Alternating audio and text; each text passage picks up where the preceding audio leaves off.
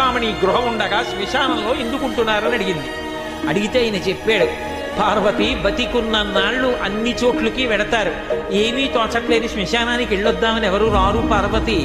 నేనంతవాణ్ణంటాడు, పొడుగ్గా ఉన్నానంటాడు, తెల్లగా ఉన్నానంటాడు, పండితుండంటాడు, పద్యాలు నాకు నోటికొచ్చంటాడు, ఉపన్యాసం చెప్పగలనంటాడు,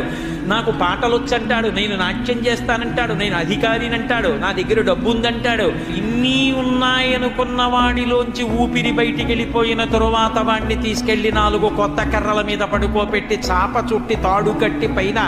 నూలుబట్ట కప్పి తీసుకొచ్చి అన్నీ తీసేసి కర్రల మీద పడుకోబెట్టి కాల్చేస్తుంటే జీవుడు లేచి నిలబడి పుర్రె పగిలిపోయిన తరువాత కన్న కొడుకు కూడా స్నానం చేసి వెళ్ళిపోతుంటే చీకటి పడిపోయాక, అయ్య బాబోయ్ చుట్టూ ఉగ్రభూతాలు, నా వాళ్ళన్న వాళ్ళు లేరు, వీళ్ళని నమ్ముకున్నాను, ఒక్కడు లేడని ఏడుస్తుంటే నేనున్నాను రా అని చెప్పడానికి నేను కూడా లేకపోతే చచ్చినవాడు